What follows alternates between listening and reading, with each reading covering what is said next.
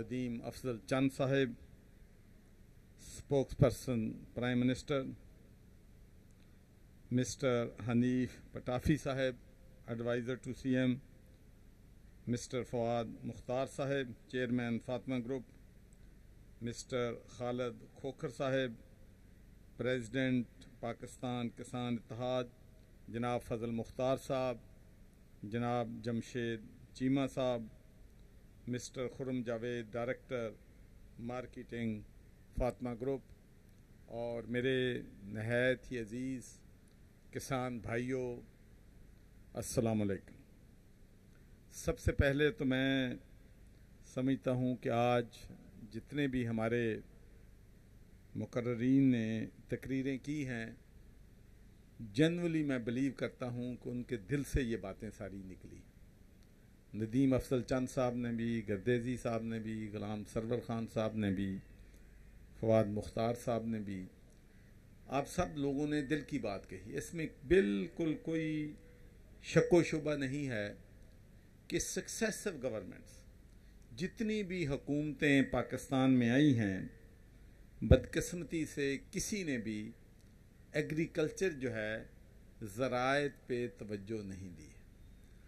और मैं चूँकि ख़ुद भी किसान का बेटा हूँ, बचपन में काश्तकारी जो है उसको देखा भी, उनकी तकालीफ को भी महसूस किया, उनके जो इश्यूज़ हैं वो भी देखा।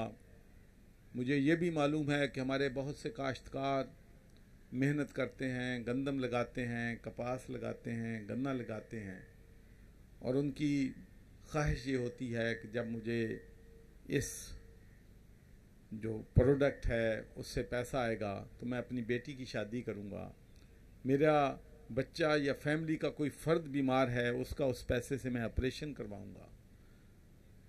और वो ख्वाहिशात कभी जो सीड है उसकी क्वालिटी की वजह से, कभी स्प्रे की क्वालिटी की वजह से, कभी फर्टिलाइज़र की क्वालिटी की वजह से, कभी हमारी हुकूमतों की बेहतियाती की वजह से वो उनके ड्रीम और उनके ख्वाब जो हैं वो पूरे जो हैं वो नहीं होते।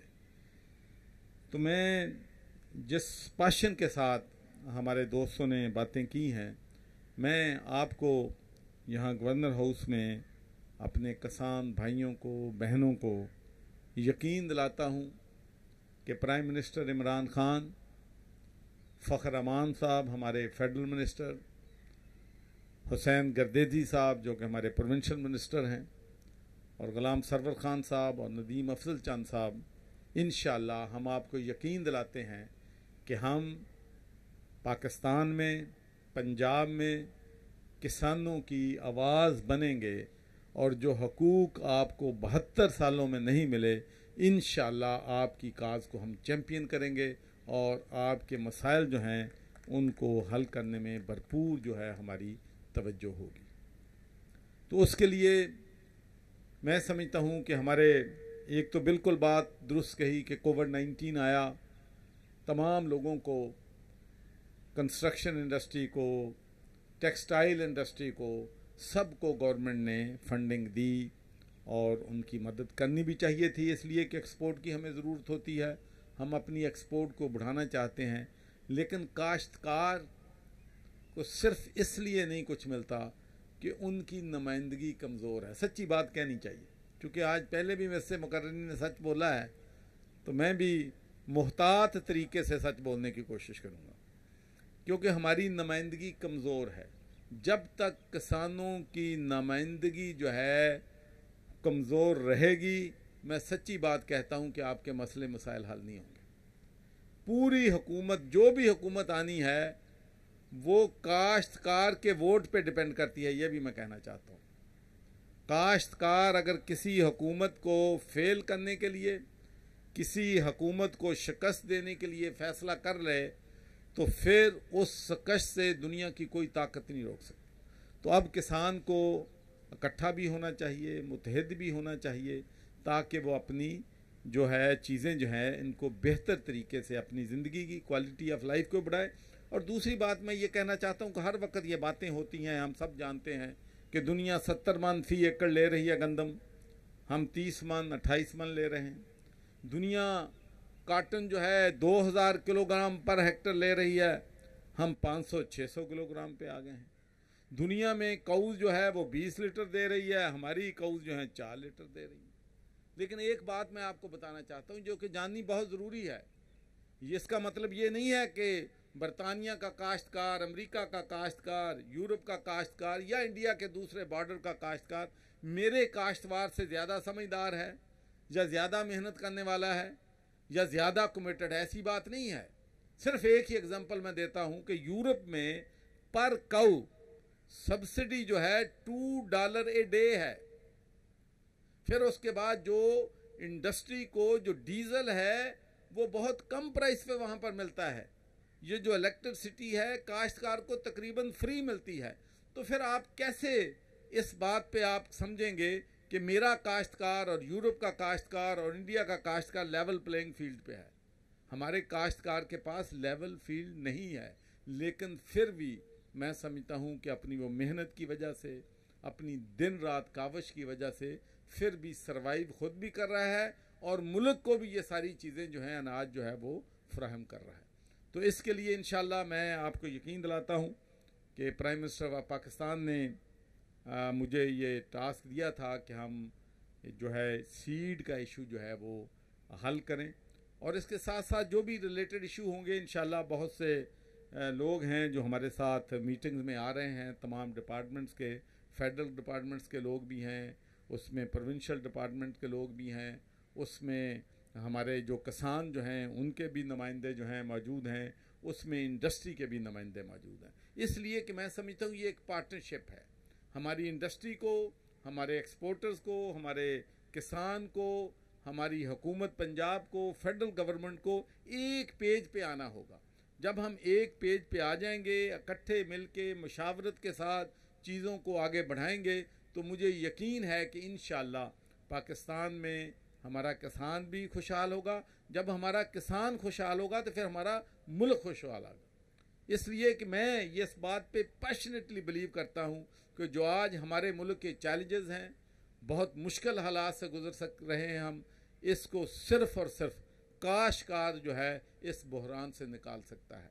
अगर आज भी हम काश्तकार को वो फैसिलिटीज़ दे दें जो वो डिज़र्व करते हैं, उनको वो सीड दे दें जो कि क्वालिटी सीड हो, तो फिर चीज़ें जो है वो बेहतरी की तरफ जा सकती हैं। लेकिन हमारी बदकिस्मती ये है कि हमारे जितने रिसर्च सेंटर हैं उसमें रिसर्च पे कोई काम नहीं हो रहा। जितना भी बजट है 90% बजट सिर्फ तनख्वाहों पे जाता है या बिजली और गैस के बिलों पे जाता है।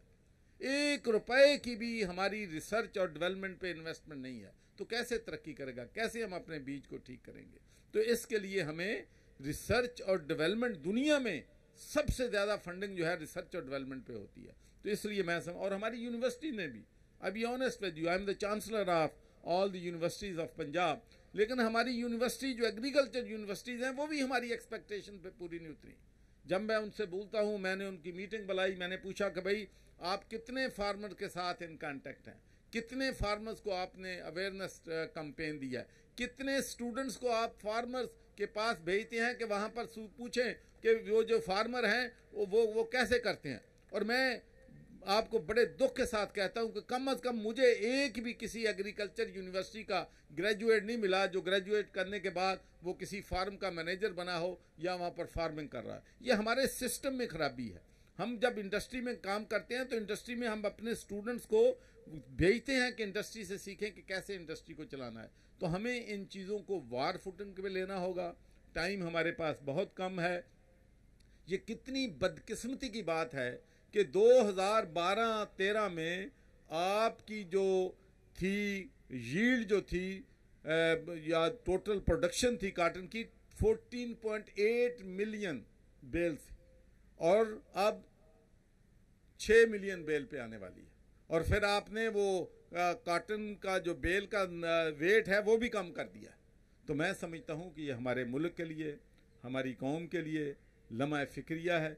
और मैं आपको ये भी ज़रूर कहना चाहता हूँ कि जब GSP प्लस पाकिस्तान को मिला तो उस वक़्त के प्राइम मिनिस्टर इस बात पे बहुत खुश थे कि मैंने बड़ी मेहनत की है।